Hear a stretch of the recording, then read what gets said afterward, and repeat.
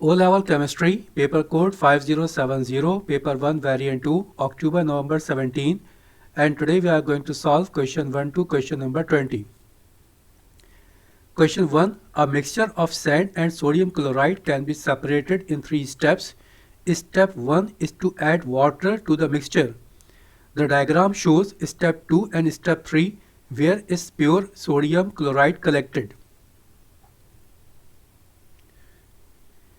Here we have mixture of water, sodium chloride and sand. It is passed through the filter paper. After passing the filter paper in the beaker, we will get solution of sodium chloride. Now this sodium chloride solution is heated. When we will heat this sodium chloride solution, the water will be evaporated and we will get pure sodium chloride. So pure sodium chloride we will get in the evaporating dish that is shown here by alphabet D. So here our correct option D. Question number 2 is same as in paper 1 variant 1. I have already uploaded that video, so please watch that video for further explanation. Next question 3 is also same as in paper 1 variant 1. Question 4 is also same. Now question number 5. A chemist wishes to separate and identify a mixture of substances using paper chromatography. The diagram shows the apparatus used. The solvent is water. The solvent front is allowed to reach the top of the paper before the chemist removes the paper from the solvent. Which problem does this cause? In chromatography, we have to calculate the RF value, and to calculate the RF value, we have to mark the point where the solvent has reached. If it is reached up to the top, then how we can mark the solvent point, and without solvent point we cannot calculate the RF value. So what is the main problem? That we cannot calculate the RF value here. Now if we check the options, out of these 4 options we are looking that in option B it is given. This makes it possible to calculate RF values. So here our correct option is option B. Next question. Question number 6. Which particle contains the same number of both neutrons and electrons? Here we have calcium ion. This 20, it is called proton number. Proton number means number of proton or number of electron in a neutral atom. This 40 is called nucleon number, and if we have to find out the number of neutrons, then we have to subtract proton number from nucleon number. So here in calcium, number of neutrons will be equal to 40 minus 20, it will be 20. What about number of electron? Here it is calcium ion. Calcium ion means it has lost 2 electron. So total number of electron in this calcium ion is 18. So here neutron is 20 whereas electron is 18. So in this option neutron and electrons are not equal. Now option B, here proton number is 12 whereas nucleon number is 24. So number of neutron will be 24 minus 12, it will be 12. What about number of electron?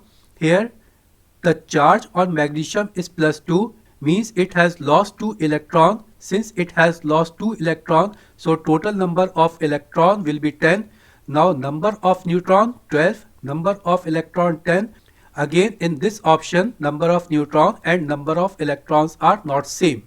So this option is also incorrect. Option C. Here in option C, proton number is 9 whereas nucleon number is 19. So number of neutron will be 19 minus 9, it will be 10. Now here on fluoride ion there is minus 1 charge. So here total number of electrons will be 9 plus 1, it will be 10. Minus 1 means it has gained 1 electron. So total number of electron in this fluoride ion is 10. And number of neutron is also 10. So here in option C, number of neutrons and number of electrons are same. So this option C is correct option. What about option D? Here proton number is 16 whereas nucleon number is 32. So number of neutrons will be 32 minus 16. It will be 16. What about the number of electrons? Here we have minus 2 charge. Minus 2 means it has gained 2 electrons. So total number of electron will be 16 plus 2. It will be 18. So in this case, number of neutrons are 16 and number of electrons are 18. They are different. So option D is incorrect. Correct option is option C, where number of neutron is 10 and also number of electron is 10. Question number 7. Which statement is correct for all metals? Option A, they are hard and brittle. It is not necessary that all the metals are hard and brittle. We know sodium. Sodium is not hard. It is very soft. We can cut sodium with the help of knife. So this option is incorrect, where it is given they are hard and brittle. Option B, they are made up of a lattice of positive and negative ions. They are made up of lattice of positive ions. It is correct, but of negative ions it is incorrect. There is not negative ions. There are free electrons. So option B is incorrect. Option C, they conduct electricity by movement of electrons. Yes, it is correct option. In metals, electricity is conducted because of the movement of free electrons. So option C is correct. Option D, they conduct electricity by movement of ions.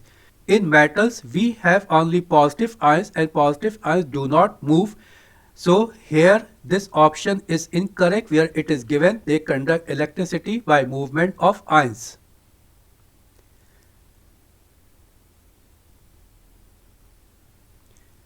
Question number 8. X represents the element of atomic number 8 and Y represents the element of atomic number 19. The two elements react together to form a compound. Here 8 means it is oxygen. Here 19 means it is potassium. Potassium belongs to 1A group, whereas oxygen belongs to 6A group. The two elements react together to form a compound. Which row is correct for the compound form? When the member of 1A group reacts with a member of 6A group, there is transference of electron, and the bond because of transference of electron is called ionic bond. So here the bond will be ionic, and ionic bond is given here in option B and D. So possible options are B and D. Now valency or oxidation state of this Y of this potassium is +1, whereas oxidation state of this oxygen it is -2. So here we can say two atoms of this Y will combine with one atom of this X and it will form Y2X. Now Y2X is given here in option B. So correct option is option B. Question number 9 is same as in paper 1 variant 1. 10 is also same. Question number 11. Which sample contains the most atoms? Option A, 0.5 moles of water. What is chemical formula of water? It is H2O. So we can say in 1 mole of water how many atoms? There will be 1 oxygen and 2 hydrogen, total 3 mole atom. So in 1 mole of water molecule, we have 3 mole atom. Now how many moles is given here? Here it is given 0.5. So in 0.5 moles of water, there will be 0.5 multiplied by 3 means it will be equal to 1.5 moles. In B, we have 1 moles of carbon dioxide. In carbon dioxide, we have 1 carbon and 2 oxygen. So total number of atoms are 3. So here we can say in 1 mole of carbon dioxide, there will be 3 mole atom. Option C, 1 moles of methane. Chemical formula of methane is CH4. So here we can say in 1 mole of CH4, we have 5 mole atoms. Now what about option D? Here 2 moles of hydrogen chloride. Hydrogen chloride means HCl. In 1 mole of HCl, we have 2 atoms. So here we can say in 1 mole of HCl we have 2 mole atoms. Here it is given 2 moles. So in 2 moles of hydrogen chloride there will be 2 multiplied by 2, it will be 4 moles. So here in D we have 4 mole atoms. It is 4 mole atoms. Okay, now we are looking that in option C we have maximum mole atom, that is 5. So here our correct option is option C. Question number 12 is same as in paper 1 variant 1. 13 is also same. Question number 14. In an experiment, 1 mole of powdered copper and 1 mole of powdered zinc are placed in a flask. Dilute acid containing 1 mole of acid is added to the flask. The flask is left until all the reactions, if any, are complete. Which diagram shows the result of the experiment? Here we have taken powdered copper and powdered zinc and we are reacting this one with dilute acid. Dilute acid means here we have hydrogen ion. All the acids contain hydrogen ion. Now the metal that is more reactive than hydrogen will react with dilute acid, and the metal that is less reactive than hydrogen will not react with dilute acid. If we check the reactivity series, in the reactivity series zinc is more reactive than hydrogen, whereas copper is less reactive than hydrogen. So copper will not react with dilute acid, but zinc will react with dilute acid. So here zinc will react with dilute acid, but copper will not react with dilute acid. Now we check the option. Option A, here it is given 1 mole of copper and here it is colorless solution. Since here it is colorless solution, means here copper has not reacted with the acid. So this option may be correct because it is already discussed that copper is less reactive than hydrogen. So copper will not react with the acid. So this is our possible option. What about option B? Here we have 0.5 mole of copper and 0.5 mole of zinc. Now here it is shown blue neutral solution. Since blue color is because of copper and copper is not reacted with the acid, so we cannot get blue color here. So this option is not possible. Option C. In option C we have blue solution and here it is shown 1 mole of zinc.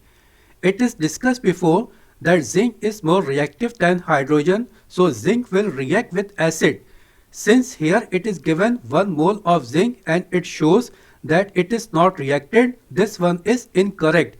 It should react with acid. So this option C is incorrect. Option D, colorless acidic solution, and here it is shown 1 mole of copper and 1 mole of zinc. Again it is given 1 mole of zinc. Since zinc can react with acid, if zinc is reacted with acid, then there will be not 1 mole of zinc, it should be less than 1 mole. Because here we have noticed that 1 mole of zinc powder is taken and we are looking here that still 1 mole is present here. It means zinc has not reacted, but zinc can react with the acid. So this option is also incorrect. So here our correct option is option A, where it is shown 1 mole of copper and colorless neutral solution.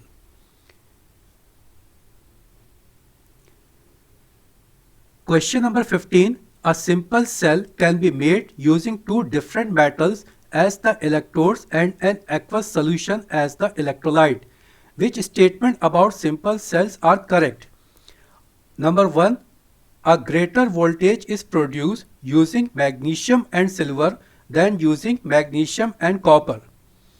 Again here we have to check the reactivity series where the difference in between 2 metal is more, the voltage or the potential difference will be more, and where the difference in between 2 metals is less, the potential difference or the voltage will be less.